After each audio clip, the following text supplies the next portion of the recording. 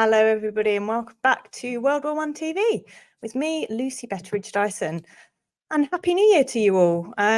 First show since November-ish. I hope everybody had a lovely Christmas or whatever it is you found yourself doing in December. And yeah, getting back into the swing of things, always the toughest thing to do. And I'm trying to be more organised this year. So I've actually scheduled a bunch of shows in advance, which is a rare thing. And we're kicking off with something that, I'm super excited about because it's an area of the First World War that is not covered in great depth at all, and certainly not as much as it should be. And our guest tonight, Tom Isitt, is a journalist turned historian.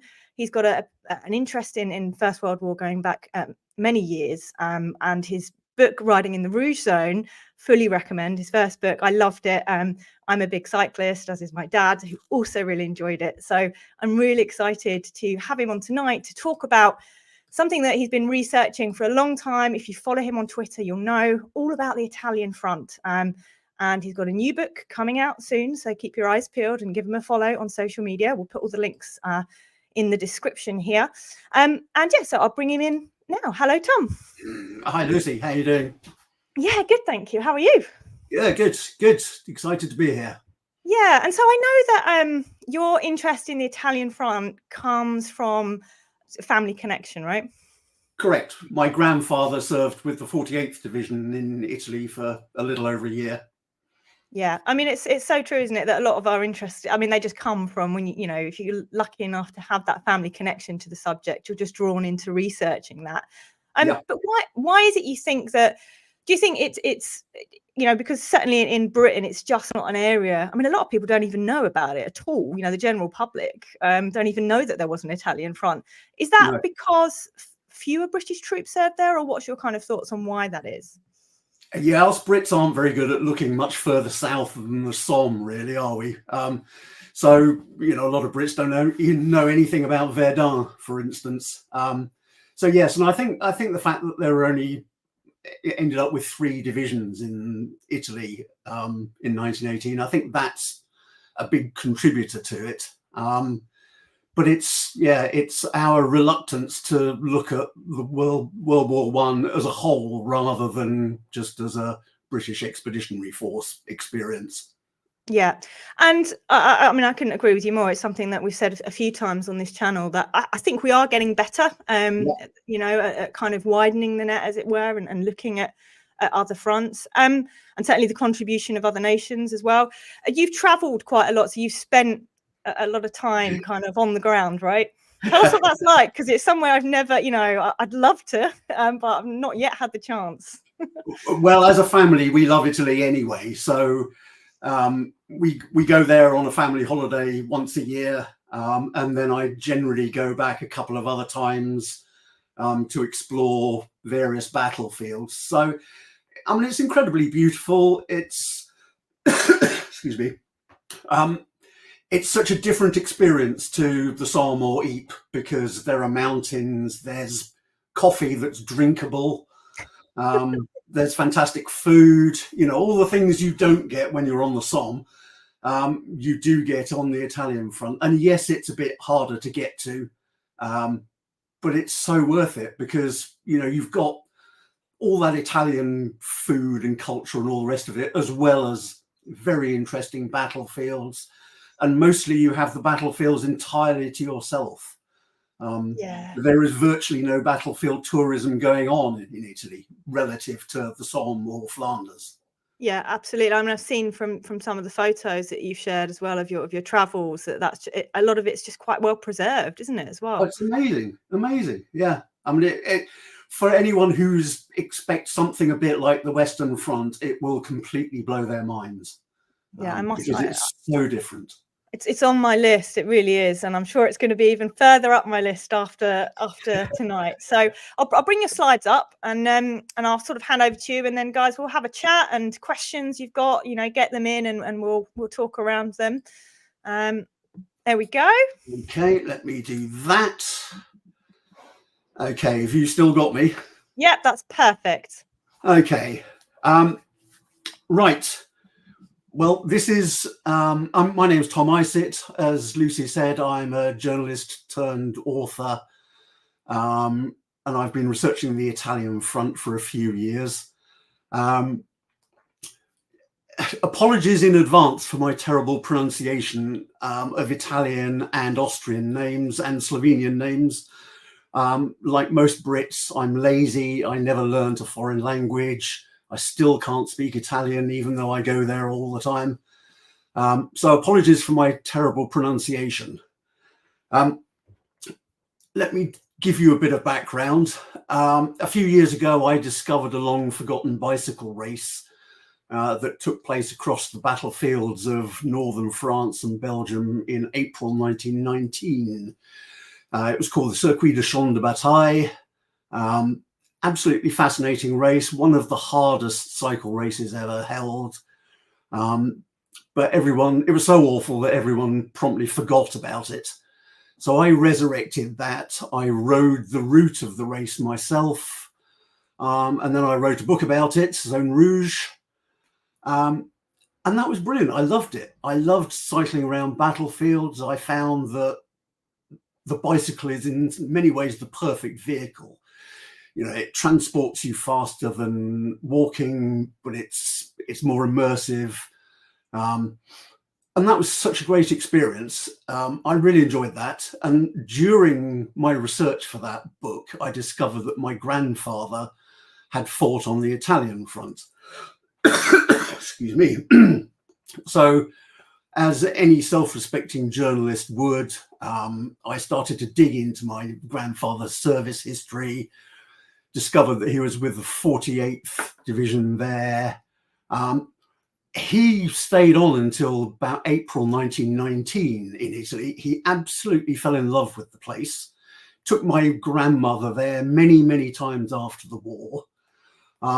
And then my parents took up the baton. The little cartoon in the middle here is my parents piling into an old Austin and driving to Italy in the late 50s.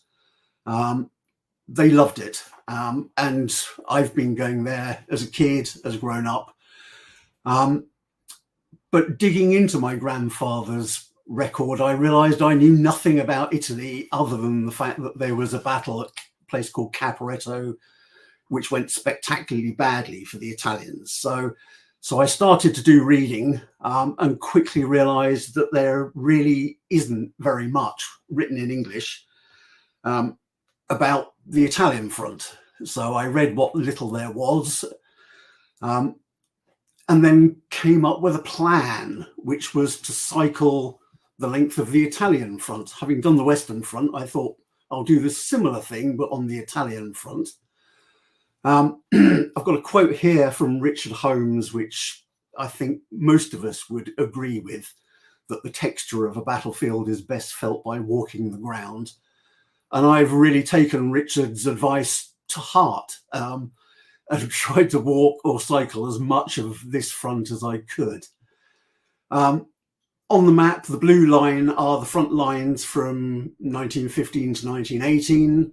The red lines are my bicycle route. As you can see, there are various places where the bicycle route doesn't coincide very closely with the front line. So in order to cover those bits, I thought I'd better go back and do some hiking. Tom, could I just interrupt to say that is incredible? That's just an incredible feat in itself. Well, that's amazing. Yeah, I mean, people say that, but you know, I maintain I'm not a particularly fit person. I'm slightly overweight and in my early 60s. But determination can count for a lot. So yeah, I cycled about 700 odd miles. I would argue about the not very fit person bit. As somebody who does a fair weather cyclist myself, that's I mean, but as you say, and just to kind of reiterate what you said, you know, getting out on the ground and actually being able to cycle is somewhat different from just being able to drive from place to place and visit, because you know, you just feel so much more of the landscape. Yeah, you're really working at it. And as you can see, the profile that runs along the bottom here, you know, that's there are quite a lot of mountains to go over. But yeah, so there was a bit of hiking involved. I became a sort of accidental mountaineer. And yeah, basically, it was my mission to cover as much of the Italian front as I could. So I planned a cycle ride, and I started in Trieste, and I rode all the way through the Alps, through Trentino and up to the Swiss border. I then came back a year later and cycled the Piave sector, which is that bit, using a variety of means of transport. Most of it was done on my bicycle. I did 200 miles walking, roughly. We even rented a couple of horses and went and did some exploring on horseback, which was... How did you find that one? I loved it. I have ridden a couple of times before, but to explore, in that picture there, you can see a World War I cavern. And so you're exploring the World War I front line on horseback, which is fantastic. My dream. Yeah, well, there's a place on Isonzo where for 30 euros an hour they'll give you a horse. Right, I'm there. Do it. Yeah, I also climbed quite a lot of mountains, and the bits that I really couldn't reach, I have a drone, so I sent that up to take pictures as well. Better do a bit of history. So, overview of the Italian front. The Italians basically wanted an empire like everybody else. And although they were allied to Austria-Hungary and Germany at the beginning of the war, the Allies offered better terms for Italy to join forces on our side, which they did. Sorry, excuse me. This map, the black line, shows the political border in 1915. The Austrians, quite sensibly, when Italy declared war on them, they withdrew from the political border to a more defensible physical border. So they occupied the heights all the way along the front. They had no expectation at that point that they were going to invade Italy or do anything other than defend. They were very tied up in Serbia and on the Eastern Front. By the time the Italians declared war on them, the Austrians had already lost 1 million men on the Eastern Front. So all they were interested in was defending. So they dug positions on the high ground and waited to see what the Italians would do. This is a modern map, obviously. The border runs in a sort of upside down S. There were a few places where significant things happened, an awful lot of places where it didn't. But the main action was on the eastern end of this front, on the Isonzo River. That's about a 50-mile front line. There were also in the Trentino areas, one of the few Austrian offensives was the Strafe expedition, which happened in May, June of 16. The Italians made a colossal mistake trying to attack Ortigara in June 17. And then we have the Battle of the Solstice in June 18 and the Piave from November to November. So that's where the main action unfolded. But that didn't mean that nothing happened on the rest of the front. It just wasn't in the sort of significant numbers we expect from a First World War battle. Very briefly, I don't know how much anyone knows about the two armies. The Austro-Hungarian one was very complicated. They had the main army, the KK, plus regional reserves like the Honved. They were all recruited regionally, primarily on a defensive role. A lot of the Slavs fought on this front rather than the Eastern Front because they were deemed unreliable if they were too close to their Slavic Russian neighbors. To make matters very complicated, the Austrian or Hungarian army had 11 official languages. Although all orders were given in German and every single soldier was expected to know 60 German commands as a matter of course. In Italy, they had regular infantry brigades and then specialist troops like Alpini and Bersaglieri. They were recruited nationally with mixed regiments. They were primarily attacking role. 300,000 Italians returned mostly from the USA to fight. And there was one official language, but pretty much everybody in Italy spoke a dialect of some sort. So they had similar linguistic problems to the Austro-Hungarians. And we got a question there, Yep. Tom, just from Stuart, just about, you mentioned obviously a lot of the Austro-Hungarian troops were Slavs that were from the Eastern Front. They were then brought over to this front to fight. How were they trained for mountain fighting? Were they prepared for what they were gonna be facing? Nobody was. Nobody had a clue what was about to unfold. So yeah, I mean, obviously, if you come from Eastern Europe, you're probably more accustomed to the cold than you are if you come from Sicily. So they had some advantages, but no, there were specialist mountain troops on both sides, but they were specialist mountain troops who had been trained. The Kaiserjäger and the Alpini were the mountain specialists, but everybody else was you just had to adapt. And it was, for some, it was hugely traumatic. The guys from southern Italy, they'd never seen snow. And suddenly they're at 3,000 meters on a mountain and it's -40. And they suffered like dogs, some of them. Yeah, God. So, yeah, really grim.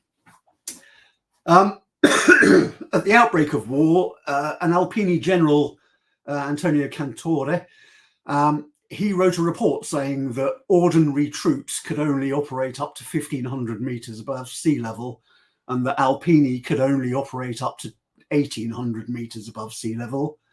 He was killed in the first months of the war at 2,400 meters above sea level. So they didn't even think men would be able to fight in the mountains. And yet within months of the outbreak of war, there was a race to the summits. So yeah, nobody expected this to happen, but it happened. The Isonzo. Most of the fighting went on the Isonzo. This stretches from the Adriatic here at Monfalcone up to Monte Rombon, which is up here in the Julian Alps. It's this river that wiggles down here. Realistically, if you're trying to get to Trieste or Ljubljana, this is the only way you can do it. So Cadorna threw most of his forces at the southern part of the Isonzo River, hoping that he could break through, take Ljubljana, and then Vienna for Christmas. Hurrah. Obviously, it didn't work out quite like that. The two old boys, old men with angry moustaches. In the blue corner, we have Cadorna, and in the red corner, we have Borojevic. And Cadorna on this front, he had the Duke of Aosta running the Third Army on the southern part, and Capello running Second Army in the middle. We'll see how well they got on later.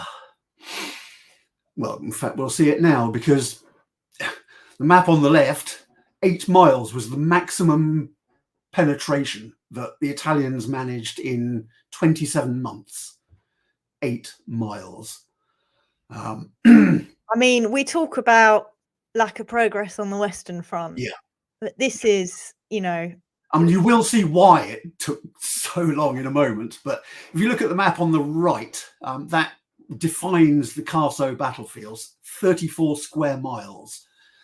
That's the size of Milton Keynes. That's the size of Disney World, Florida.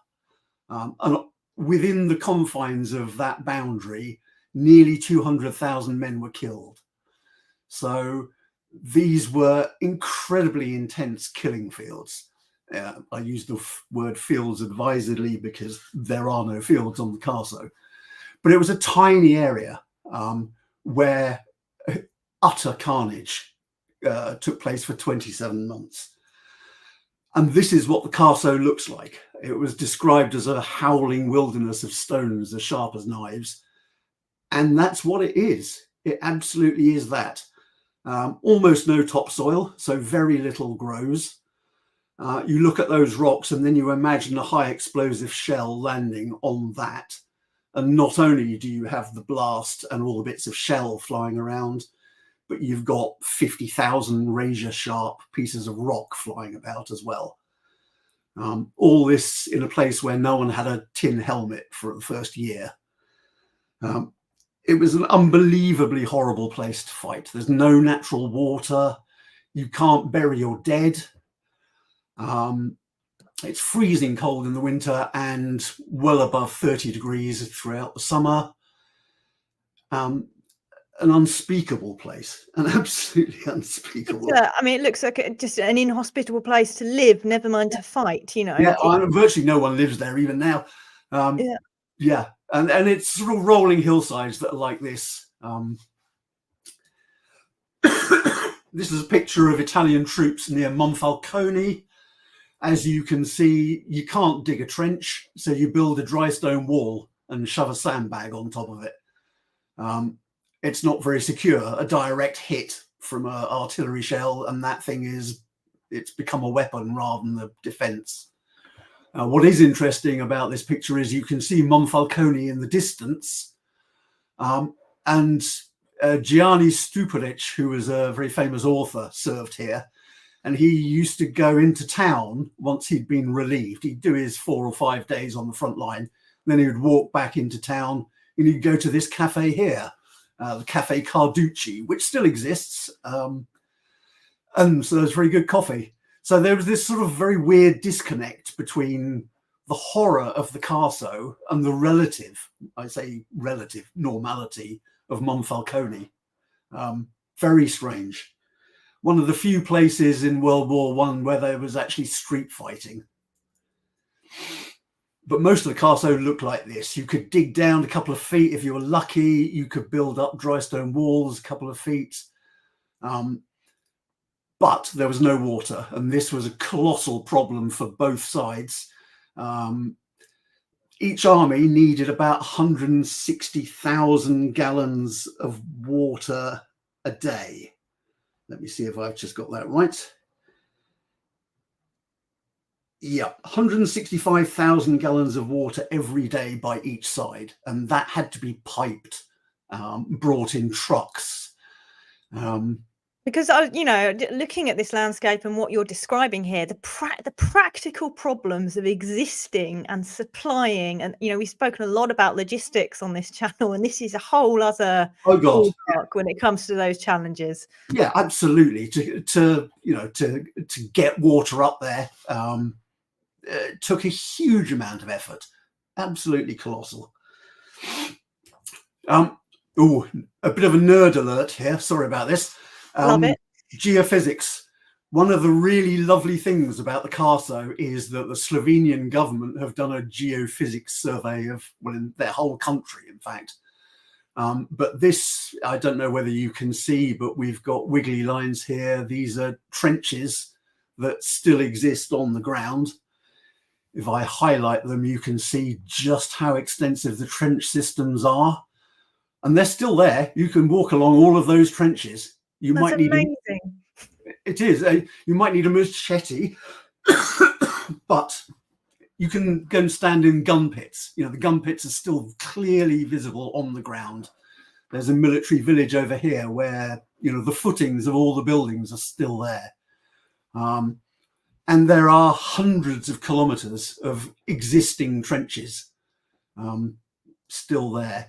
And one of the things I like about the geophys is that it tells stories. So on this left-hand picture, you can see the Italian artillery park on the reverse slope. You know, battery after battery after battery. We've got all these barracks all the way along, all on the reverse slope. On this one on the top right, you can see where an Austrian battery has been trying to target this Italian position, and they've done a couple of shorts and a couple of longs, and then they've just about got the range, but they can't quite get the Italian guns because they're hard up underneath that hill. So, you get these little snapshots of action, which I find really interesting. The other thing I find very interesting is if you look at this bottom right-hand map, the red lines are the trench map. The blue lines are the actual trenches. And you can see that they don't correspond very well at all. Quite a few discrepancies there, isn't there? Yeah, it's worth bearing that in mind when you're looking at a trench map. It's only a rough approximation. A slightly wider view of the Carso, all these red lines are existing trenches in the ground. They're dug into solid rock. They've been there 100 years. They'll be there 1,000 years. And if you know what you're looking for, you can identify the Austrian second line. You can identify the 10th Isonzo front line. Over here on the left, should you feel so inclined, you could walk from Nad Logem to Ospaticello, all of it in a trench all the way along. It's about 2 miles. So a bit like walking from Thiepval to Pozières in a trench, if you can imagine such a thing. So absolutely astonishing what's still there on the ground. They had bushfires recently, which has cleared a lot of the undergrowth, making it much easier to see. These are Austrian positions on Nad Logem. Again, as you can see, there's no topsoil, there's no nothing. It's just a howling wilderness. This blows my mind. That's a trench from the 11th Isonzo. It looks like it was dug yesterday. You can see the spoil on either side of the trench. And it hasn't been cleared. Nothing's happened apart from a few sparse trees have grown around it, which then got burnt in the fires. But this is this is untouched archaeology. I mean, it's just incredible, Tom. That really is. I know. I kind of look at these things and think, oh my God. So yeah, the Carso is covered in this stuff. It's quite hard to find a lot of the time, especially in summer, because it's very overgrown. But they had these fires last summer, which cleared a lot of it. Also set off a lot of unexploded ordnance. I've got friends who live on the edge of the Carso, and they could hear World War I ordnance going off in the fires.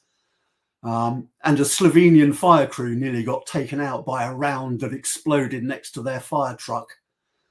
So yeah, it's as close to an untouched battlefield as you're likely to get. And yeah, blows my mind. Absolutely. This is kind of what it looked like most of the time. Really inhospitable, dry, nasty, difficult. Just ordinary day-to-day life was hard enough without any kind of fighting going on. But there's lots of it left. This is some Italian trenches near Monfalcone. On the left as it was, on the right now. This stuff has been tidied up a bit in this particular instance because it's part of what they call the Great War Theme Park, which isn't sounds a bit strange, but it's just an area that they've cleared of the worst, so that you can have a look at what it looks like. Well, I just want to bring up this comment just from Samuel here. This level of preservation, it's just a gift for historians. Your research into this and in learning about the events, to have this on the ground, this still here, must have been just an incredible experience. It's something just entirely different in a way from. No, it absolutely is. When I was on the Western Front, I got all excited about Sanctuary Wood and Bayernwald and all those places, where you get to see a bit of what it was like. But this is a whole different ballgame, because most of this was dug in areas that weren't of any value agriculturally. There was no incentive to blow it all up and plough it, so it just sat there. and they built them pretty well at some places. You know, this stuff has been kicking around for 100 years and it still looks pretty good. I suppose, as you say, you know, it goes to show just how inhospitable these landscapes were, that actually in many places, I suppose, there's been no need to touch it because nobody, you know, there's nothing to be done there, you know. The people who live nearby cleared all the scrap metal and then it just sits there. These, again, more trenches on the Carso, and it's just everywhere. You know, you don't have to pay to see anything or go through a gate or you know, anything like that. It's just out in the countryside. So it's glorious. And I got to ride my bike along a World War I trench. I mean, you know, in my head, that's the coolest thing ever. Quite nice then and now from the Carso. A lot of tunnels were dug on this front. A great number of tunnels. It's a rocky landscape. Putting your troops underground makes perfect sense. There are also a lot of caves under the Carso because it's a cast limestone plateau. So they utilize these caves, they filled them with multi-tiered bunks and kept their troops down there when they were not in the front line or during a bombardment. This one here had a periscope. You know, that's pretty cool. There are several hundred of these caves under the Carso. Some of them are open to the public. You just go in, you don't have to do anything. Other ones, like this one on the right, you have to go with a guide from the local caving club, but well worth having a poke around. Yeah, dozen upon dozen upon dozen of these caves. And has this all been, it's probably maybe a silly question, but are this kind of, these caves, has that all been mapped, or is there still much to be found? Or it's been quite comprehensively mapped, funnily enough, by a friend of mine who happens to be a leading speleologist, and he's written learned papers about them. So yeah, they have been mapped, and there is information out there should you require it. Amazing. And, you know, if you get lost down there, it's your fault. The Italians have this brilliant attitude that, you know, you've only yourself to blame. Or most of them are in Slovenia. So anyway, trenches everywhere, all over the Carso. We've got, you know, covered ones. We've got all sorts of stuff. And you can't help but find them wherever you go. Excuse me, getting over a cough, not nice. Redapulia is one of the big fascist memorials to the dead. It divides opinion. I find it very powerful. The word presente is what you would call when your name was called at roll call. So to have that word repeated over and over and over and over again, I find quite moving, quite powerful. But in filling this ossuary with 100,000 burials, lots of men's identity got lost, and the families were robbed of somewhere to go, which was a significant problem. Quick look at the table on the right shows you the increasing size of the battles as time went on the Isonzo. So, you know, we're looking at 1.5 million casualties, give or take, by the end of it. Moving a bit north from the Carso, we come across the middle Isonzo. This is Gorizia. The front line ran along a row of hills. It took the Italians 14 months of constant effort to break through and take Gorizia. Having done that, they got no further. The waste of life was colossal, and the effort involved was colossal. The madness was colossal, but this was where most of the fighting happened.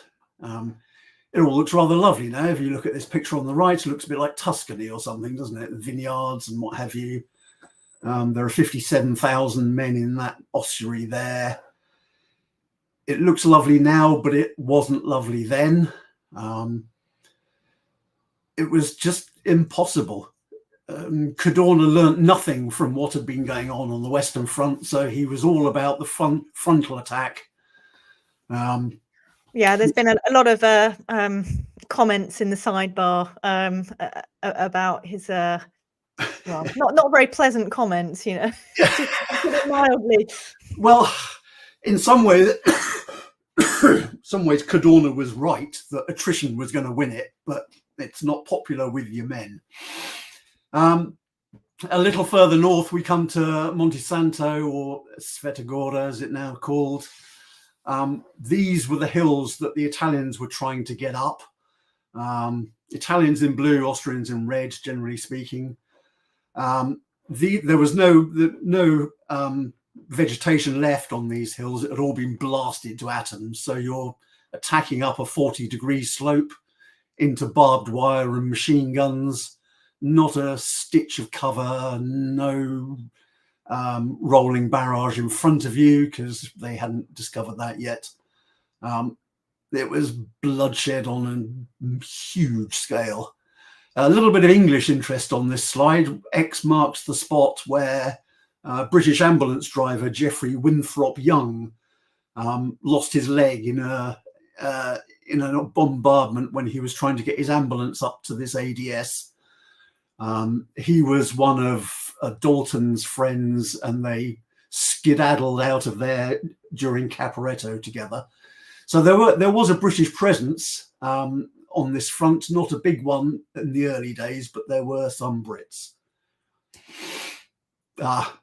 Okay, so the Italians eventually took Monte Santo and then tried to take Mont San Gabriele.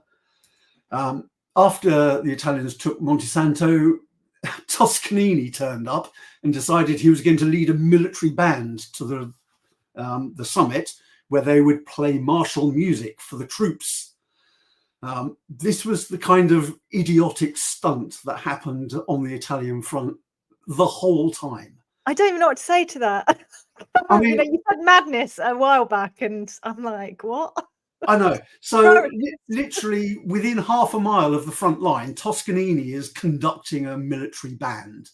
The Austrians took exception and shelled them heavily, making a hole in the bass drum, but nothing else. But this, Gabriele D'Annunzio was always doing idiotic PR stunts, for want of a better word. And this was just, a classic Italian stunt. This is, Monte Santo, we have with Toscanini up there, Monte Sabatino opposite, and there were artillery duels across the Isonzo Valley. The Italians were trying to get up this, basically. Sabatino itself is got quite a lot of well-preserved stuff there. This thing here is an Austrian officer's bathhouse.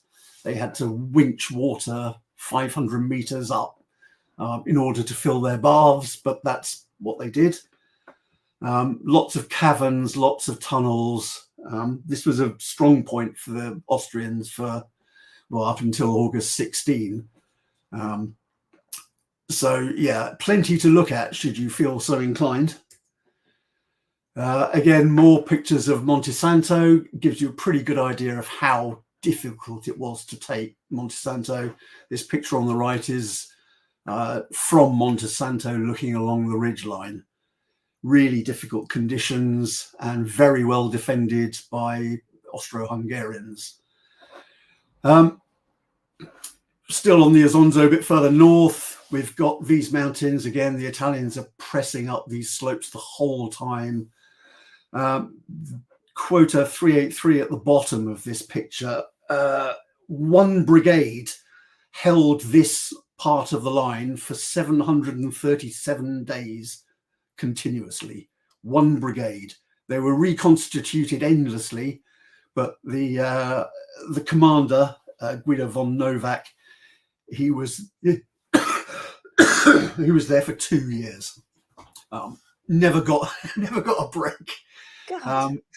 But he won the Blue Max for his defense, and it was fantastic defense, because what they'd learned is that they have the front lines running along the forward slope.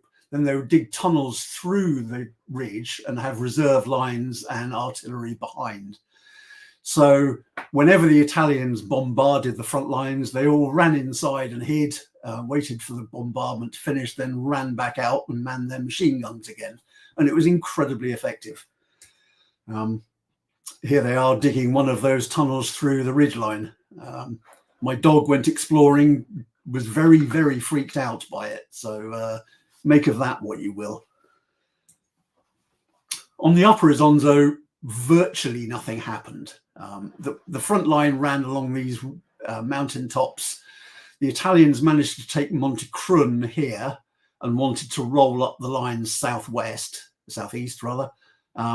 But they just got to Monte Crun / Monte Nero and got stuck. They could go in neither direction. Eventually, Caporetto happened and the Austro-Germans broke through where these arrows are, but I will tell you a bit more about that later. The capture of Monte Crun, Monte Nero was quite clever. They tried to get up this slope, realized they couldn't, so a group of Alpini dropped down and crawled along this ledge and took the mountain, a bit like my wife is doing here. But the Austrians just retired to the next mountain and they started all over again. And as you can see from here, you know, the red triangles represent strong points all the way down the ridge. So if you take one, you've still got another one and another one and another one and another one. They were on a hiding to nothing, basically. It's you know, a natural defensive line, you know, that you can't, I mean, it must have felt, to be pushing against that constantly must have just felt exhausting, absolutely exhausting. Yeah, and this has got snow on it for 8 months of the year as well. There's quite a nice little story about how the Italians dug a big mine under the Austrian front line, packed it and waited for the moment for it to be exploded. Meantime, the Austrian engineers broke into the blast chamber and stole all their explosives. So when they pushed the lever to blow it up, nothing happened.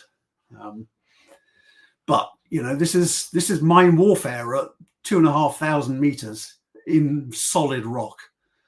Very hard, very difficult. One of the most commonly visited places on this front is Colivrat Ridge. These are actually Italian third line positions. During the Battle of Caporetto, they were all sitting around here listening to the bombardments up the valley, wondering what was happening. And then suddenly Rommel pops up and takes them all prisoner. They thought they were 3 miles behind the front line. They were actually 300 meters in front of the front line. So, but they've preserved these trenches here and they are incredibly interesting and incredibly beautiful. The very top end of the Isonzo, this is the Bovec Basin. It was dominated by the Austro-Hungarians on top of Monte Rombon. And obviously, if you're up there, you can see anything that moves in this valley and could be shelled with impunity, pretty much. Swimming in that river is so gorgeous, so beautiful, and about 4 degrees above freezing. It is absolutely perishing. It's all meltwater off the mountains. So, but a beautiful place to have a war. Moving north, we're into the Carnic Alps. There are only really 4 or 5 places where the Italians stood any chance of breaking through, where these arrows are. It was a quiet front because you couldn't amass enough troops in these valleys to ever make anything of a breakthrough. If you did get through, you'd only get 800 men through. So, you know, hardly worth the effort. But it all had to be manned. It all had to be kept, you know, under military supervision. But it was a quiet front. Nothing much happened apart from in a few places. There's a high altitude footpath called the Karnischer Hohenweg, which runs for 170 kilometers along this front line, and it runs literally along the front line. And I would recommend anyone who's even remotely interested in hiking to go and give it a whirl, because you hike from these hut to hut. I mean, that's called a hut, but it's really a hotel. And the views, the history, it's incredible. Absolutely incredible. Stunning. Absolutely stunning. Yeah, I mean, one of the interesting things, if you see this top left photo, you can see little villages down in the valley. Well, the men serving up here would have had family in those villages. So there was a very real incentive for the Stanschützen who served up here not to let the Italians through, because they could actually, some of them described being able to see their own houses. God. So that's a motivator, isn't it? When your morale's low, that's certainly a pick-me-up, isn't it? Well, it wasn't uncommon for people to slip away for a couple of hours. We should talk a bit about the logistics in the mountains. Obviously, cable cars were incredibly useful. They weren't the cure-all for everything, because they don't work if they're very steep and if it's very icy. However, there are about 2,500 kilometers of cable cars working on the Italian front, and Italian Fourth Army could shift 600 tons a day of munitions and supplies up and down their cable cars. So they saved an awful lot of effort. But they weren't always 100% reliable. People did fall out of them. You weren't supposed to go in them unless you were an officer or you were wounded, but that didn't stop other people doing it. But yeah, these things shuttled up and down the whole time with supplies. There were also lots of Fiat trucks. In the high mountains, they had dog teams pulling sleds. They also had mules. Mules didn't fare very well at high altitude. They feel the cold. Dogs tended to be better. But best of all were women. Hardier than mules. Well, absolutely are. These ladies were called the portatrici carnici. They were paid to lug these baskets that you can see up to the front lines, full of supplies, munitions, whatever. As you can see, they're knitting as they go. These women, they carried 30 to 40 kilos each trip, and were regularly sniped at. The local commander of the Italians in this sector proudly boasted that we treat our women as well as we treat any other valuable animal. Yikes. I know. That's incredible. I've never heard of them at all. So yeah, there were about 1,000 of them altogether. The most famous one was Maria Plosner-Mentil. She was shot by an Austrian sniper and killed. Her husband had already been killed on the Carso, so she left 4 orphans behind. But yeah, they were desperate for money, and the Italians were desperate for people to carry this stuff up there. So these poor ladies, that's what they did for a pittance. Gosh. I know. The only place where anything happened much on the Carnic front was Pal Piccolo. You can see here Italian trenches running along there. These are all covered ones. I mean, obviously much of the covering has fallen in, but you've got a strong Italian line in there, and then you've got Austrian trenches up on this ridge line here. In the middle, it's full of snow. There was a battle here in March 16 where the Austrians dug tunnels through the snow. It was 10 meters deep, the snow. They dug attack tunnels through to the Italian front line, booted the Italians down the hill.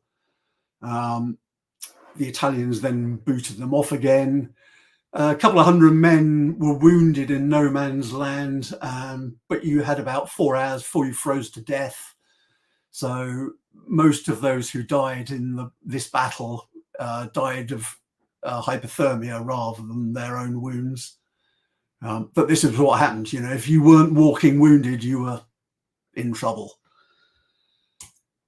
This is a forward observation post on Pal Piccolo, Kleiner Pal, Austrian one, still up there because it's too heavy to drag down, melt down and make into something else. So things like this just sit there.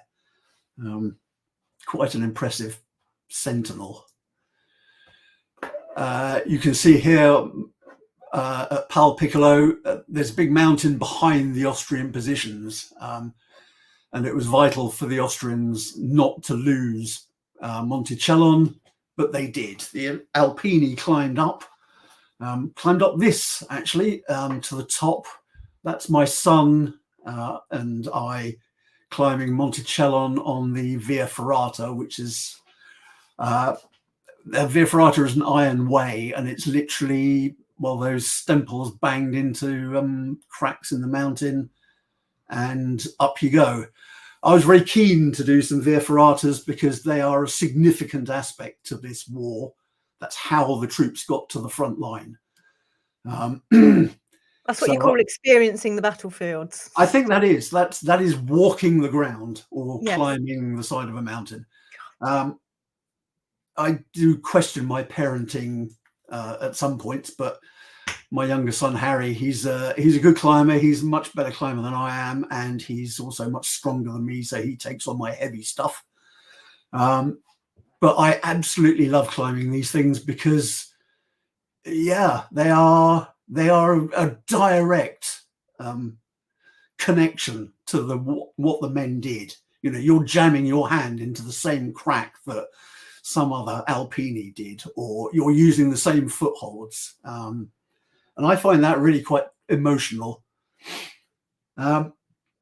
They also dug a massive great tunnel up through the middle of the mountain to protect troops going up. And then when you get to the top, you've got all these astonishing caverns, caves, tunnels. Across the valley on the other side, we come to the Sexton Dolomites, which is one of my favorite places. Absolutely love this place. This Croda Rossa was a place that both sides wanted to possess, because if you held this high ground, you can direct artillery for miles around. Passo Sentinello was deemed to be very important, so the Italians tried to take it many times. They eventually did take it, and then they started to climb up this side of the mountain. The Austrians were on the top. I climbed up that mountain as well. This is the view from 2/3 of the way up. The red X marks where the Italians had a 65mm mountain gun. This yellow X here marks the point at which a dozen or so Italian troops fell off while they were trying to put up a telephone wire. They all survived because if there's enough snow at the bottom, it's like luging rather than actually falling off a mountain. And again, this yellow X here is where a particularly famous Italian Alpini soldier fell off twice. Survived both times. Second time he broke his leg, but still managed to climb about 300 feet back up before he passed out and fell again. Only 300 feet? Yeah, 300 feet with a broken leg. So Tom, I mean, I realised the Italian front is fought in this, you know, you read about it, and yes, in the mountains and the weather and the, you know, the conditions, but like in my brain, I'm actually struggling to compute fighting a war in, you know, these photos that I'm looking at. It just is, you know, I overuse, but it's mind blowing. I mean, this is not just from a logistics standpoint, but just from to even try and engage in this, it's just incredible. It is absolutely incredible. And it doesn't, I found that no matter what I read about the Italian front, nothing prepared me for seeing it in the flesh. You know, because you and I think of mountains as something like Snowdon, which, you know, you can stroll up it in an afternoon. This is a very different. This is it. I mean, I did a bit of hiking over the Christmas holidays in the Peak District, you know, and you're standing on top and you're like, yes, I'm king of the world, looking at, you know, the kind of rolling landscape beneath you. But I can't put myself to be able to, you know, thinking people fell off it, you know, I can't, the scale of it. I think that's the thing. I think you know, it's not just the logistics, it's not just the fact that you're finding water, it's the scale of all of that on top of it that is just it has a verticality which is jaw-dropping. I've just been reminded by somebody whispering in my ear that it's nearly 8 o'clock and I need to get a move on, so I better crack on. We're all engrossed. Okay, well, if you'll tell me to speed up if you want me to. The Undici Traverse, the Italians traversed their way all the way along the top of this. It's about 3 kilometers, took them 2.5 months, and they did it in midwinter. So you're talking minus 30, probably, 10 meters of snow, absolutely appalling conditions, but it allowed them to then descend to the Passo Centinella and take that. So, you know, that is an achievement that in mountaineering terms is incredible, let alone military terms. All over this mountain, they built shacks on ledges. You can see quite a substantial barrack here. On that ledge is about 9,500 feet above sea level. And it's still there today. You can see it there on that ledge. That's me sitting next to it. If you were to roll out of bed and fall down there, you wouldn't stop bouncing for about 1,200 feet. I feel stressed just looking at that, I'm not going to lie. But look at the view out the window. I mean, that's amazing. It's incredible. It just, But yeah, so they built these things on ledges all over the mountain, and they fought a vertical war. This, believe it or not, is a front line. So we have the Italians basically surrounding this part of the Rotwand Spitz, the Croda Rossa. Austrians were up here. The main Italian force was down in Forcella U. They had to climb up this into that crack there, and then try and kick the Austrians off the top. They never managed it, and the last attempt, I think it was about 18 or 20 Alpini went up. Only one came back alive, unsurprisingly. But yeah, they're clambering around on this rock, and this rock is very, very crumbly. So it's, in the summer, it's difficult. In the winter, nigh on impossible. And how long did, the training? I mean, what kind of lengths? Very little training. Nobody had conceived that it was possible to fight at these altitudes. So the Alpini and the Kaiserjäger, they were mountain troops nominally, but they had to search the armies to find expert climbers. And so all of the expert climbers ended up in this area. But they weren't used to, the normal Alpini troops weren't used to this. They weren't high altitude climbers. They were mostly mountain men who were good hikers, decent shots, knew a bit about mountains, but this was a whole different ball game. And there were only a couple of dozen men on this front who were used to conditions like this. But you just look at it and think, holy crap. Sorry. It's not really like there's one thing about sort of learning as you go to kind of get on with the job, but to be kind of thrown into this with minimalist training and you might have a few experts or around you, but it's a mistake here. One slip and you're gone, and that's still true. I mean, I was very aware when I was climbing here. I was climbing on my own, and I was very aware that one slip in certain places and you're gone. That's it. But look at it. Wow. This is the Austrian side of the mountain. Again, this is Passo Centinella here. The Austrians are on this bit. The Italians are here. Endless avalanches pour down these sides. This is the north side. Thousands of men were killed in avalanches. A few rather bad quality pictures from the Rotwand, but it shows you, that that step ladder. I mean, this rope ladder. Imagine climbing up that. It's a no from me. No, it would be a no from me as well. I'm not keen on rope ladders. But yeah, you know, you dig out a cavern and turn it into a cathedral. It was just, I don't know, so different. So a question that's just Stuart's, I think, it's kind of been on my mind as well. Thin air, the altitude sickness, that kind of thing. Was that, you know, that's a very real thing. That is a very real thing. I operate reasonably well up to about 2,500 meters. Above that, I mean, I one place I climbed to 3,500 meters, and at that altitude, there's only 60% of the amount of oxygen as there is at sea level. So you're working very hard at it, and it takes a terrible toll on men who aren't used to it. I mean, you do become acclimatized.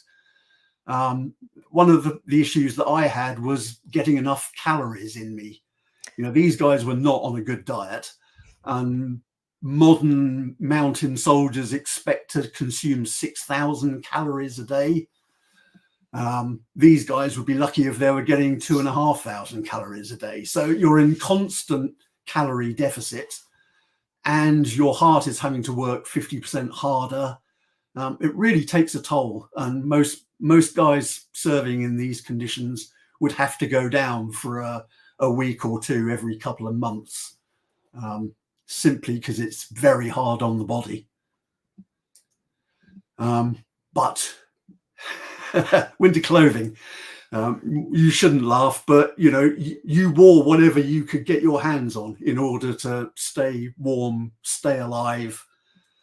And they made special overboots out of straw to insulate the sentries on guard duty. At times, guard duty was as short as 20 minutes, because any longer than that and you'd get frostbite. So, you know, it was grueling. A bit further along in the Dolomites, we have the Tobliner Nodden and the Sextentine. Austrians on this one, Italians on this one. No man's land is there. Staggeringly beautiful, quite inhospitable, and again, you know, you've got 10 meters of snow falling on you in the winter. But one of the things they did was dig tunnels through the mountains to move troops around. These mountains are covered in barbed wire. You probably can't see, but on the right-hand picture at the end of the arrow, my son and I are standing on that ledge. We took the easy side. This is the easy side. But there was a very famous hand-to-hand combat that took place on the top of Monte Paterno. The Austrians climbed up the other side of it to try and oust the Italians. That didn't work, and one of the Austrians, very famous guy called Innerkoffler, was hurled to his death from the top, allegedly. In fact, he was shot by friendly fire, but that's a different story. A geography master's dream, this stuff. This is the reverse slope of the Croda dei Piani. You can see all the World War I caves dug in here. There's a path that winds all the way up this mountain, little bridge there. So this was the safe side, and this is where they came when they weren't actually perched on one of these peaks. It's one of the few mountains I managed to get to the top of. So that's me on the top of Monte Paterno, pretty much where Innerkoffler was hurled to his death. On these three peaks here, the Italians had a 90 centimeter searchlight on the top there, and so one of these ledges here they had a 65 millimeter gun, and totally dominated this plateau. That's son Harry at the top. Another mountain, another astonishing view. I mean, you can see why I keep going back, can't you? Absolutely. Actually, a couple of people have mentioned this on in the sidebar. Mhm. Obviously we're talking a lot about these high altitudes. How was was there kind of much war in the air going on in these locations, or was this pretty much non-existent in this? It was pretty much non-existent. There was a bit of flying, but yeah, this isn't conducive to No. updrafts. The winds are very strong. They swirl around very unpredictably. So most of the flying was done on the flat Piave or in parts of the Isonzo. So yeah, there was very little in the way of war in the air up in these mountains. Yeah. So you've got this mountain is riddled with trenches. They're absolutely everywhere. And again, at the end of the war, everyone just packed up and went home, and those trenches still sit there, crumbling very, very slowly. This is what it looks like in winter. The photo inset is me discovering that the snow in trenches isn't as compact as the snow on the top. Quite a lot of falling over went on. But take a pair of snowshoes and you can explore anywhere you like, and it's so beautiful. A lot of memorials up on Monte Piana. Again, it was a place where both sides sat tight, never made any progress. Quick word about the Standschützen, the Austrian militia troops who served up here. Generally, they were very old or very young. We've got a couple of Jungschützen here. This chap in the middle is interesting. He's named Victor Savs. Multiple decorations, fought very bravely until he had his leg blown off near Trecime. They took him to hospital, cut his uniform off, and discovered that Victor was actually Victoria. She was an 18-year-old girl who signed up with her father and fought in this part of the world for 2 years. Not the only female to join up either. There were a couple of others who were also in the Austrian army. Wow, what a story. I know. After the war, she met Hitler, who gave her money for a new false leg. So he wasn't all bad. Sorry. Right, moving on. Still in the Dolomites, we have another massive mountain. This is quite interesting. The Austrians held the Castelletto. The Italians dug a massive tunnel through the Tofane and exploded a mine here. The green X is where my son is standing in that photograph. This was the front line, basically. A little bit about mine warfare. There was a lot of it going on in Italy. Just a comparison with some of the British mines on the Western Front to the Italian and Austrian mines in Italy. They blew the tops off 23 different mountains, and all of it to no great effect other than changing geography. I'm not fancying mining in granite either, do you know? Well, only one of them was in granite, mostly limestone, but yeah, very, very difficult. What you see here are the workings of the Italian mine under the Castelletto. The mine tunnel is still there. You can still go up it. The bed for the compressor is still there. Nothing much has changed since they left. This photo here was taken from inside the mine tunnel, inside the mine crater. They blew the mine. All the Italians rushed down into the crater and promptly dropped dead because of the after damp. But after 3 days of fighting in and around this crater here, they eventually took the Castelletto, which was a PR victory, and nothing else. Served no useful purpose, whatever. Yeah, what a place to have a war. Just my thoughts, exactly. Moving a bit further along, Pal Piccolo, trenches at the top of enormous mountains. All that barbed wire still there. Chances of getting tetanus quite high. This is a ledge on which the Italians built an entire village, on a ledge, the Cinghia Martini. And then they all tried digging tunnels to blow each other up.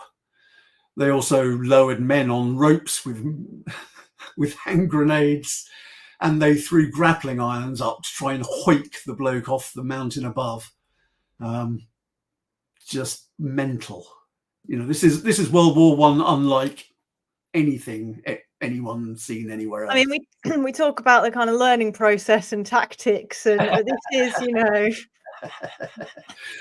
My learning process was, don't lower me on the end of a rope where I can't get away from anything. Yeah, somebody else volunteer for that. Gosh.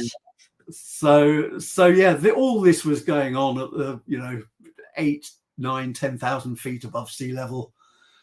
These are entrances to tunnels on the Legacies, where they mined, they countermined. These tunnels go on forever. Just extraordinary place to carry on a war. Caldelano was a very famous mine. The Red X, they blew the top off it. This is a sketch of the workings there. You can see that it was a complicated business. They exploded only a 5-ton mine, but it made that crater there in the top of the mountain, and blew the Austrians off it. So the Austrians just moved to the next mountain and they started all over again. The Marmolada, a bit further along, covered in a big glacier on the north face. It was so dangerous up there that the Austrians dug an ice city inside a moving glacier. What? Yeah. We have to expand on that a bit, Tom. Okay, we're going to expand a bit on that. Okay, so this picture on the right is one of the entrances to what was called the Eisstadt. It was I think I've got a map here. Here we go, the Eisstadt.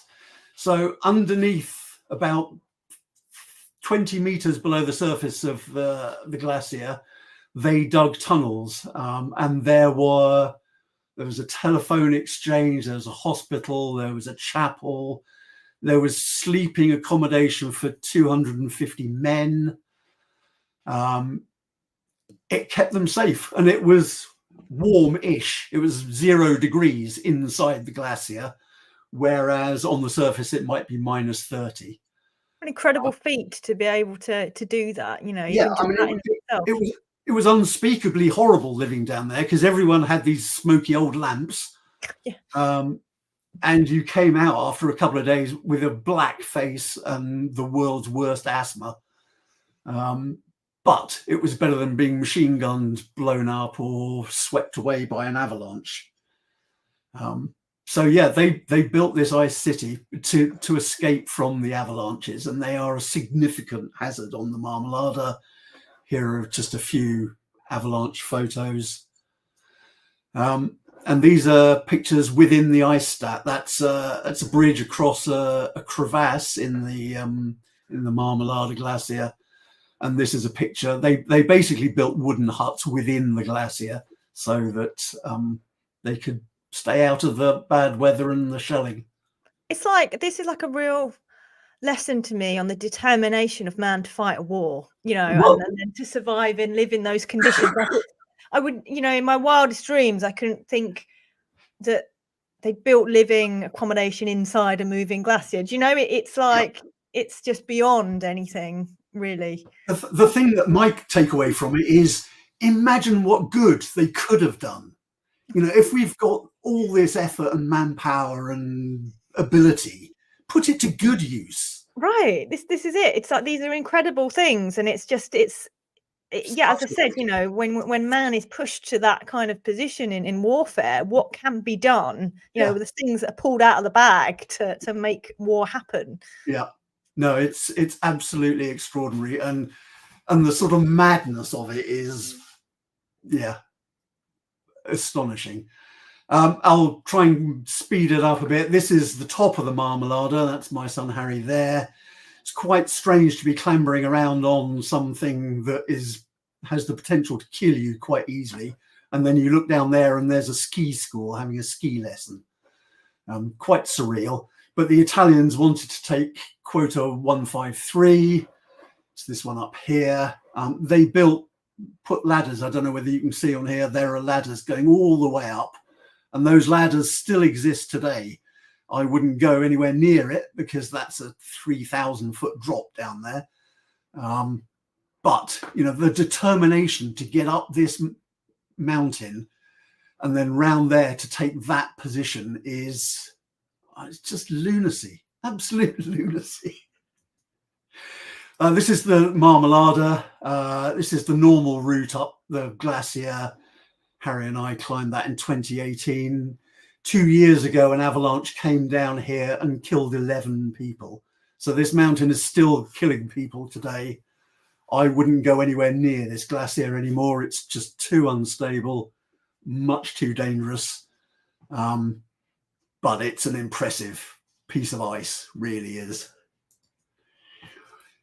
Getting wounded, I mentioned that before. Evacuating wounded, just so difficult, just so difficult. If you couldn't effectively evacuate yourself, you're going to be in trouble. I read one story where it took 20 people 9 hours to evacuate one person from the Adamello. I mean, that's not a good use of resources, is it? No, that's, you know, don't get injured. No. You know, it's I know that if your mate gets injured, just throw him down a crevasse and pretend you've never seen him. Yeah, I know at lower altitudes, mules were, you know, used quite successfully for this kind of thing, because I wrote a paper on it recently that mules have got this kind of cognitive ability where they can understand and have a bit more idea than horses about where to place their feet, and they're a bit more aware of their surroundings. So I know that they were quite valuable. Somebody said very valuable. Yeah. Somebody said earlier, how's Lucy going to get horses into this? Well, I'm not going to get horses in, but with mules, you know, we've got to have a moment for their appreciation on this front, for sure. But yeah, the answer was don't get wounded. Another example of where they blew the top of a mountain. Colbricon had twin eastern and western peaks. The Italians dug under the western peak and then blew the top off it. And that's what's left. Again, you know, you're rearranging huge amounts of rock for very little purpose, to be honest. But you can go and rummage around in all these places if you want to get yourself trapped forever in an old World War I mine tunnel. You can do it. So yeah, knock yourselves out. Not on my to-do list exactly that, but you know, it's good to know. A few odds and ends are still left. On the left, we've got a fantastic military road, which now goes nowhere at all. It goes up to the head of the valley, which was where the front lines were. But after the war, nothing. So that beautiful piece of road just sits there. And a concrete water trough left over from 1915, I think it is. Still sitting there in use. One of the few offensive things the Austrians did was the Strafe expedition, the punishment expedition. They tried to break out from the Trentino front into these valleys and cut off the Italians on the Isonzo. They came close, but the Brusilov offensive basically meant they then had to send troops to the Eastern Front. So it never really came to anything. But that was one of the few Austrian offences. After it was over, there was a race back to the Isonzo, and this really showed how the logistics favoured the Italians who were on the plain. They had a very short, flat journey back to the Isonzo. The Austrians had to go around the houses. So for the 6th Isonzo, the Italians were ready far earlier than the Austrians, and that's why it was such a success, relatively speaking. One of the battlefields of the Strafe expedition, we had a unique moment in World War I. The Sassari Brigade were the most decorated Italian unit in Italy, and the 2nd Bosnians were the most decorated Austro-Hungarian unit. And they met in battle on this slope. And the Bosniaks did get to the top. They ousted the Italians, but then the Italians counterattacked and pushed them back down the mountain. Over on the right, you see a headstone from the Bosnian military cemetery that you can find there. Again, I spent 6 hours up there, didn't see a single person. Just beautiful. And giving perfect examples, here is a trench system: forward line trench, communication trenches, reserve trenches, and tunnels between the two. A brilliant illustration. And also you can see all the shell holes are still there. You know, nothing got filled in. These are some of the tunnels that run through the ridge line, allowing troops backwards and forwards. Guns. Quick word about the artillery on this front. Tended to be very small or very big. You know, the 75 field gun was not much use in the mountains, so you tended to have these enormous howitzers that would fire shells, you know, 15 miles over the top of a mountain. So yeah, huge pieces of artillery, or the very, very small ones that could be dragged to the top of a mountain. But of course, all the firing tables were calibrated for sea level, not for 3,000 meters above sea level. So everything had to be relearned by the mountain artillery boys. Caporetto. This was an absolute disaster, caused effectively by a failure of morale in the Italian Second Army. The Austro-Germans broke through on the northern Isonzo. The Second Army collapsed. So in order not to be cut off, the Fourth Army had to retreat and the Third Army had to retreat, and they stabilized along the Piave front. It was an absolute disaster for the Italians. They lost a lot of pasta, quite a few men. They lost over 300,000 men, mostly captured. A lot of artillery, over 3,000 artillery pieces. You know, that was an absolute disaster for the Italians. But with the Austrians now on Italian soil, the Italian morale stiffened and they held the Austro-German advance on the Piave, reinforced by some Brit and French divisions. The success of the Caporetto came because of this gas attack at Bovec, where the Austrians drenched the Italian reserves in gas in this little valley here. There were around about 1,000 men in this little valley. 800 of them died almost immediately from gas, and it was without doubt the most successful gas attack of the war. After Caporetto, Rommel was at Caporetto, and he's one of the more famous characters there.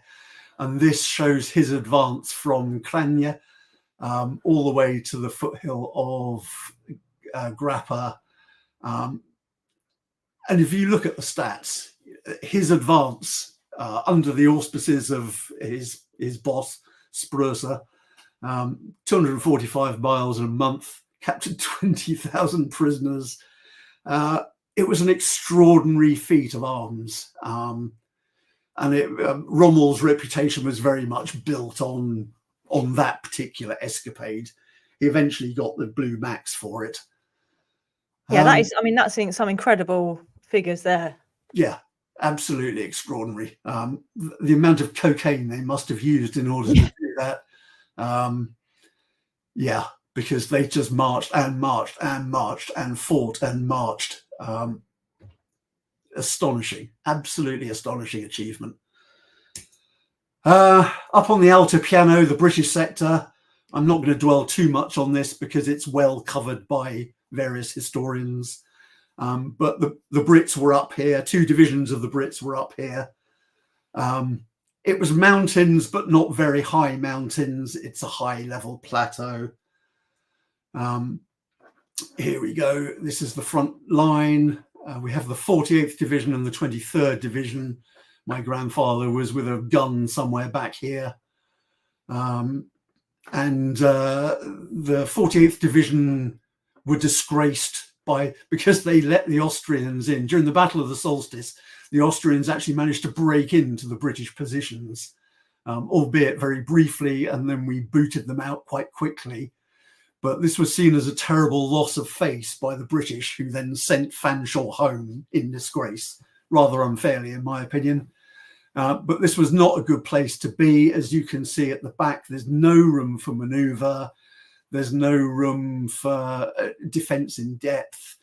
It was a nasty place to be, but fortunately fairly quiet. This is the alto piano. 48th Division and 23rd Division were basically in these trees up here.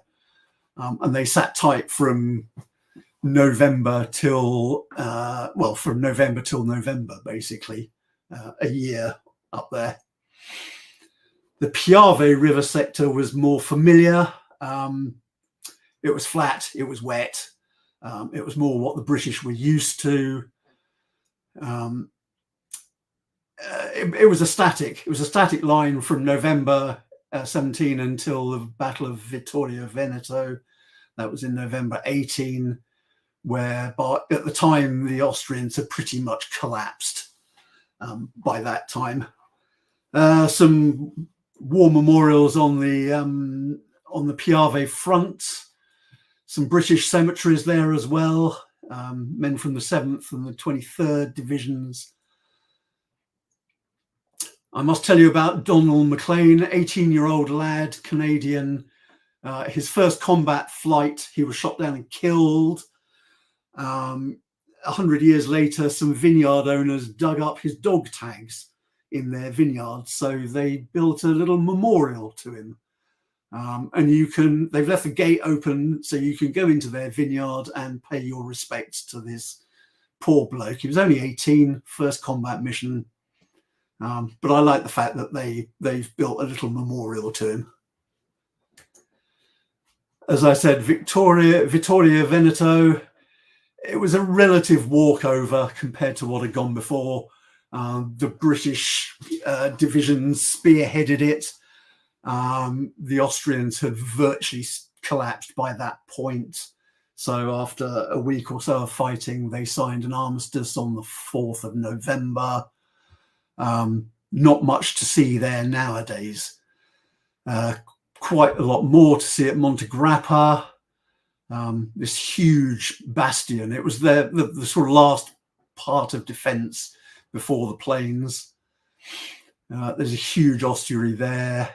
And the entire mountain is covered in World War I stuff. You've got winding gear for a teleferica there. Tunnels, trenches, just sitting there. A bit further along the Presubio sector, you've got the road of 52 tunnels. That's this thing here, which was a military road that went through the mountain. 52 tunnels, to be precise, including one that goes up a helix up through this rock tower and then along. The engineering quality of the Italian army was second to none. They knew how to build a road. They knew engineering, and by God, they used it. You used to be able to mountain bike along this path, but so many people fell off and died that they banned it. Yeah. But what a beautiful place. I mean, extraordinary. These are some of the bits and pieces on Monte Presubio. There are multi-level tunnels. You can just climb up and down to your heart's content. This pipe here is a compressed air mains pipe. So all the digging was done by pneumatic drills. So they had a 50-kilometer mains circuit for compressed air. Again, you know, the logistics of that, quite extraordinary. The mine tunnels, very comprehensive, multi-layered, all of it through solid rock, all of it still there. And this is Presubio during the war, covered in snow for most of the time. These two were the two forward positions of both sides. That's a mine going off. That's actually a 50-ton mine going off. And that rendered the whole area so unstable as to be unusable thereafter. I am aware that we're running out of time, so I need to get on. Heading north into the Adamello. This is a battlefield. I mean,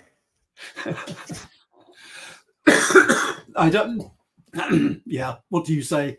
It requires a whole different set of kit for battlefield exploration.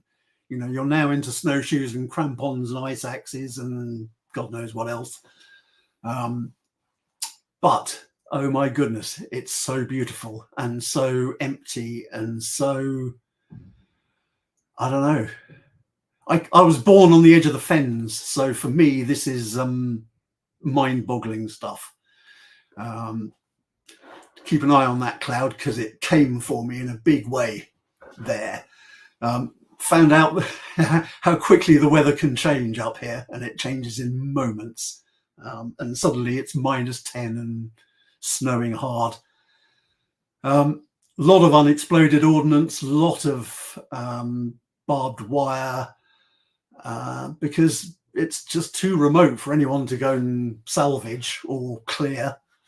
So it just sits there. One of the things I wanted to do was get up to a gun called the Hippo, which is at the top of this mountain. It was an 11-mile, 2-day round trip. Physically absolutely exhausting. But that's what you've gone to look at. And I've never seen anything quite like it in my life. It's 3,500 meters up a mountain. It was used for an attack on the Austrians over the way. The Austrians had this one over on Caporetto. The Italians had this one. It took 200 men 76 days to get it there, dragging it across the ice of the glacier, broken down onto 2 sleds. When they rebuilt it, they fired it over here because the Italian ski battalion was attacking the Corno di Cavento. This is just, you know, it was too big to bring down. Nobody wanted to be bothered with it. So they just took the breech block off it and left it there. And there are 3 more just like it up on various mountains in this part of the world. I'm not saying much, Tom, because I feel like I've just said wow so much and incredible, and like I'm just sounding like an idiot now. But I mean, it's like, you know, there's really I'm blown away by this. I defy anyone to go nah. It's, you know, it's just mental. The effort, the amount of man hours, the amount of suffering, because, you know, they didn't have modern clothes like we have. They're all dressed in wet wool. Yeah. But this is what they were doing. They were ski patrols. They were trying to, you know, improve their positions. And some of them had a rare old time doing it. You know, they weren't necessarily having fights all the time. There was a lot of recreational skiing went on. Further along the front, the Presena sector, again, it's really high up. It's really cold. These guys on the left, they were on the receiving end of fire from that cannon you just saw. But yeah, unbelievably cold, bleak, not enough to eat, never warm enough, never dry enough. Really genuinely miserable. Nowadays, it's a bit more hospitable. This is me and Harry up there. All these wooden logs were taken up there for fuel. You're well above the tree line up here. Yeah, it's rather scary bridges in places. And here you can see the route up to a little lookout post there. You wouldn't want to be up there for more than an hour or so. So cold. And very, very bleak. This is the Italian front line. So, you know, you're looking across at Austrians over here who are shivering as well and thinking, what the hell are we doing up here? Dying mostly. These two poor blokes were pulled out of a glacier just after the war, but it kind of gives you a view of just how cold, how bleak. Depression was a major problem, because it seems ironic to see that. Highlight this comment from Terry. It's like the worst of Scott's expedition and Verdun combined. Yeah, absolutely right. Absolutely right. And so, you know, these poor buggers, you just can't help but feel sorry for them. Yes, it was very beautiful, but no fun at all. The X marks the highest battlefield of the First World War, Punta San Mateo. Yeah, this is one of the nice things. There's a mountain hut here, which existed before the war. During the war, the Italians made it their headquarters in this sector, and now it's back to being a mountain refuge, and you can go and stay the night there. And I've stayed the night there, and it was just brilliant. You know, you are in a Italian HQ at the top of a mountain looking at that. And this is the conditions up there.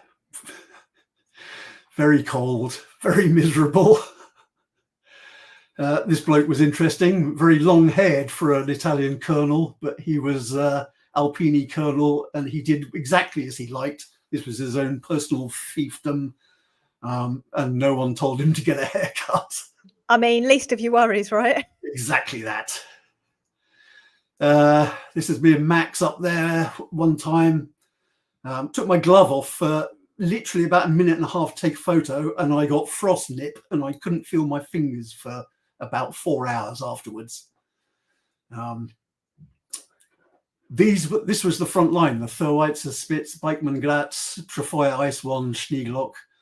And in order to get to each other, they dug tunnels through the snow. You can see the route of that tunnel there. That was about 1.5 miles, that tunnel, through living ice, as they call it. And they popped up on the Trefoyer Eiswand and booted the Italians off. And the Italians then fought their way back along this ridgeline and booted them off. So they had these small skirmishes going on constantly. And if you did slip on the Beikmangrat, you're going 600 meters straight down and then straight into that Bergschwund at the bottom. So don't fall off. This is us on our way up to Monte Zebru. I didn't get there because I'm too old and knackered, but we got a fair way. Endless barbed wire, endless beauty, wildlife. Why wouldn't you want to go there? This picture, bottom left, is not one of my pictures. I really wanted to get up here to see this World War I hut. It's at 3,700 meters on the top of that one up there. But I'm just too old and too knackered to get up there. So never mind.